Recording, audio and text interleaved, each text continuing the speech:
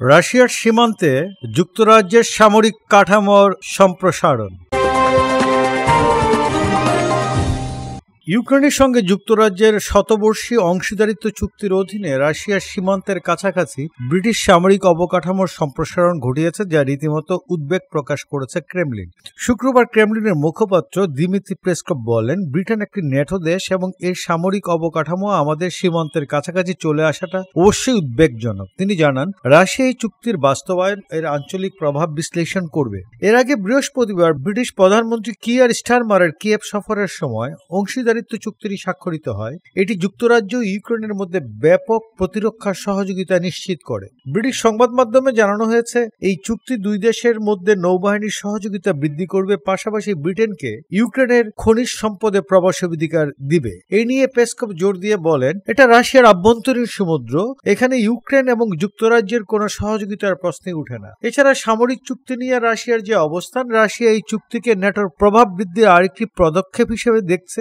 Moscow ইঙ্গিত দিয়েছে, এই ধরনের কার্যকলাপ ইউরোপের নিরাপত্তা ও স্থিতিশীলতার জন্য ঝুঁকিপূর্ণ। এছাড়াও পেসকভ যুক্তরাষ্ট্রের আসন্ন প্রেসিডেন্ট ডোনাল্ড ট্রাম্পের অর্থমন্ত্রী পদপ্রার্থী স্কট বেসেল্টের মন্তব্য নিয়েও কথা বলেন। বেসেল্ট রাশিয়ার তেল খাতের বিরুদ্ধে কঠোর নিষেধাজ্ঞার আহ্বান জানিয়েছেন, যাতে ইউক্রেনের ইস্যুতে মস্কোকে আলোচনায় বসানো যায়। এই নিয়ে পেসকভ বলেন, ট্রাম্প প্রশাসনের সময় মার্কিন নিষেধাজ্ঞা নীতিতে মৌলিক কোনো পরিবর্তন হবে না। তিনি আরও যোগ করেন, একজন মন্ত্রীর তার প্রেসিডেন্টের সিদ্ধান্তের প্রতি সমর্থন না থাকাটা অস্বাভাবিক। সমর্থন না থাকলে তিনি পদত্যাগ করবেন। গত বৃহস্পতিবার অঘোষিত সফরে কিয়েভ যান যুক্তরাজ্যের প্রধানমন্ত্রী কিয়ার স্টারমার। এই সময় স্টারমার ইউক্রেন সফর করলেন এমন একটা সময় যখন যুক্তরাষ্ট্রের নবনির্বাচিত প্রেসিডেন্ট ডোনাল্ড ট্রাম্পের দায়িত্ব গ্রহণের আগেই নিজেদের পক্ষে সমর্থন বাড়ানোর চেষ্টা করছে কিয়েভ।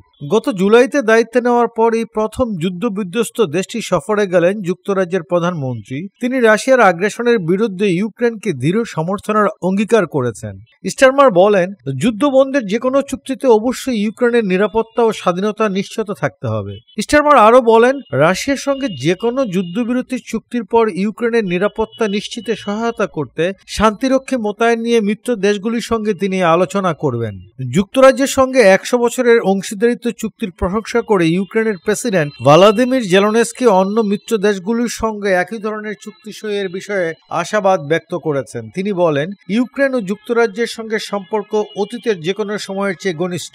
ইউক্রেনকে ভবিষ্যৎ ন্যাটো মিত্র হিসাবে স্বীকৃতি দিয়ে এই চুক্তির অধীনে প্রতিরক্ষা সহযোগিতা গভীর করার এবং ইউক্রেনের প্রতিরক্ষা শিল্পকে শক্তিশালী করার অঙ্গীকার করেছে লন্ডন ও কিয়েভ। আর এইসব আবহাওয়ার মধ্যে রাশিয়া তার মূল ভূখণ্ডের কুরস্ক অঞ্চলে ইউক্রেনের বাহিনীর নিয়ন্ত্রণে থাকা প্রায় 63.2% এলাকা মুক্ত করার কথা জানিয়েছেন। এই ব্যাপারে কথা বলেছেন রুশ প্রতিরক্ষা মন্ত্রণালয়। রুশ মন্ত্রণালয় জানান, গত বছরের 6 আগস্ট আকস্মিক অভিযান চালিয়ে কুরস্কের একটি অংশ দখল করে নেয় ইউক্রেন।